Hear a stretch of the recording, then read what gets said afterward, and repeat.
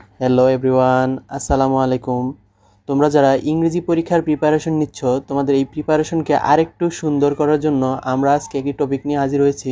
এটা হচ্ছে ইংরেজির একটা অত্যন্ত গুরুত্বপূর্ণ টপিক এবং খুব সহজেই এই টপিকে ভালো একটা মার্ক পাওয়া যায়। সেটা হচ্ছে কি লেটার রাইটিং আর কি।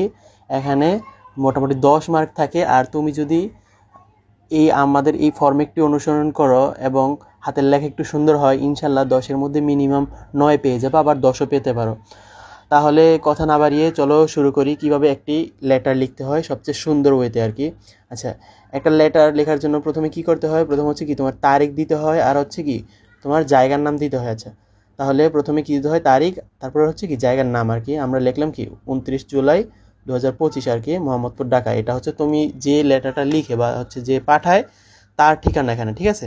আচ্ছা, তারপরে কি করবা? তারপরে একটা স্পেস দিবা। একটা স্পেস দেওয়ার পরে লিখবা ডিয়ার, যার কাছে এবার লেটারটা পাঠাবা তার নাম লিখবা আর কি। হ্যাঁ, মনে করো যে ডিয়ার কামাল, ডিয়ার ফ্রেন্ড, হ্যাঁ হোয়াট এভার, অনেক কিছু হতে পারে। হ্যাঁ, তারপর একটা কমা দিবা। কমা দিয়ে পরে কি লিখবা? At the beginning of the letter take my heartest love from the core of my heart. মানে কি, যে একেবারে পত্রের শুরুতেই আমার হৃদয় নিংড়ানো ভালোবাসা নিও। আচ্ছা, তারপরের লাইন, আই হোপ, আমি আশা করি, ইউ আর অল ওয়েল, তুমি অত্যন্ত ভালো আছো, by the grace of almighty Allah, সর্বশক্তিমান আল্লাহর কি রহমতে তুমি কি ভালো আছো। আই এম অলসো ফাইন, আমিও ভালো আছি, বাই হিজ মার্সি, তার কি কৃপায়। I received your letter yesterday, আমি গতকাল তোমার পত্র পেয়েছি বা হাতে পেয়েছি। ইউ ওয়ান্টেড টু নো, তুমি জানতে চেয়েছিলে অ্যাবাউট ড্যাশ। এই অ্যাবাউট মানে তুমি জানতে চেয়েছিলে কি সম্পর্কে? অ্যাবাউটের পরে তোমার যে সম্পর্কে লেটার আসুক ওইটা লিখে দিবা, ঠিক আছে? যে সম্পর্কে তোমার লেটারটা আসবে ওইটা লিখে দিবা অ্যাবাউটের পরে। তারপরে কি লিখবা? Now I am writing about it, এখন আমি এই সম্পর্কে লিখছি। এতটুকু দুনিয়ার যে কোনো লেটারে তুমি কি করতে পারবা? অ্যাপ্লাই করতে পারবা, ঠিক আছে? একেবারে তুমি নিশ্চিন্তে অ্যাপ্লাই করতে পারবা এতটুকু। ওই ব্রাকেটের ভিতর হচ্ছে কি লিখবা? প্রথম ব্রাকেটের ভিতর হচ্ছে কি তোমার ডিয়ারের পরে যার কাছে পাঠাবো ওইটা, আর পরের ব্রাকেটের ভিতরে কি লিখবা? যে তুমি যে সম্পর্কে লেটারটা লিখছো, ঠিক আছে? আচ্ছা, তারপরে তুমি কি করবা? নিচের লাইনে কি লিখবা? যে এই যে ডট ডট দেওয়া, এখানে হচ্ছে কি ওই টপিক সম্পর্কে তুমি যা পারো, যে সম্পর্কে লেটার আসুক, হ্যাঁ ওই সম্পর্কে তুমি কয়েকটা সেন্টেন্স লিখবা, ঠিক আছে? নিজের মতো করে একটু। আচ্ছা, তারপরে কি করবা? তারপরে মনে করো তুমি 4-5 সেন্টেন্স লিখলা আর কি। তারপরে একটা স্পেস দিবা। স্পেস দেওয়ার পরে কি লিখবা? নো মোর টুডে, মানে কি আজ আর নয়। Convey my best regards to your parents, মানে কি তোমার বাবা মার প্রতি কি হলো অনেক শ্রদ্ধা আর কি, শ্রদ্ধা জানায়ও। And love to the younger ones, এবং কি ছোটদের প্রতি রইল কি ভালোবাসা আর কি। তারপরে কি লিখবা? তারপরে ইউর লাভিং ফ্রেন্ড, তোমার বন্ধু, কমা দেওয়ার পরে এখানে কি তোমার নিজের নাম লিখবা আর কি। হ্যাঁ, আচ্ছা, এখানে কি লিখবা? নিজের নাম লিখবা।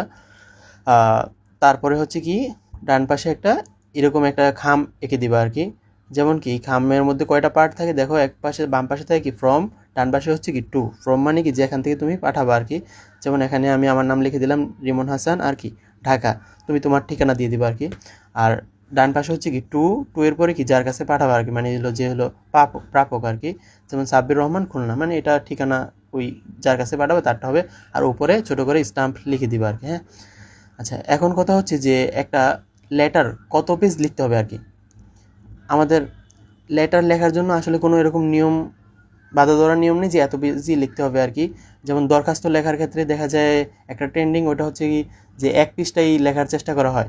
যদিও এটাও সঠিক না আর কি, দরখাস্ত একাধিক পেজে লেখা যায়, বাট ম্যাক্সিমাম টাইমে দেখা যায় কি সবাই দরখাস্ত এক পৃষ্ঠাই লেখে। বাট লেটারের কোনো এরকম নিয়ম নেই। তুমি 10 নম্বরের জন্য মিনিমাম 2 পৃষ্ঠা লিখতে পারো, ঠিক আছে? 2 পৃষ্ঠার বেশি লেখার দরকার নেই, আবার কমও লেখার দরকার নেই। আচ্ছা, এখানে একটি কথা বলে রাখা ভালো, সেটা হচ্ছে এই ফরম্যাটটা তুমি আবার কোন ক্ষেত্রে অ্যাপ্লাই করতে পারবা না। সেটা হচ্ছে কি যে যদি এরকম লেটার আসে যে কারো রিলেটিভ কেউ মারা গেছে, এখন তাকে সান্ত্বনা জানিয়ে তুমি একটা লেটার লিখবা আর কি, তখন কিন্তু আবার এই ফরম্যাট অ্যাপ্লাই করতে পারবা না, ঠিক আছে? সেটা হচ্ছে কি ভিন্ন কেস আর কি। আরেকটা কথা সেটা হচ্ছে তোমার এই লেটারের ক্ষেত্রে আবার অনেক সময় দেখবা কোশ্চেনের মধ্যে দেওয়া থাকে সাপোজ ইউ আর, মনে করো Rahat, your friend is Rifat, হ্যাঁ এই টাইপের, মানে তোমার নাম তোমার বন্ধুর নাম কিন্তু তারা কিন্তু মেনশন করে দেয়, তখন আবার নিজের নাম বসায় দেওয়া যাবে না, ঠিক আছে? তখন ওই নামটা দিতে হবে, বুঝতে পারছো? যাই হোক, আশা করি খুব ভালো মতো বুঝতে পারছো। শেষ পর্যন্ত ভিডিওটি ধৈর্য সহকারে দেখার জন্য অনেক অনেক ধন্যবাদ। তোমাদের যে কোনো প্রশ্ন কমেন্ট বক্সে করতে পারো, আমরা অতি শীঘ্রই রিপ্লাই দেওয়ার চেষ্টা করব।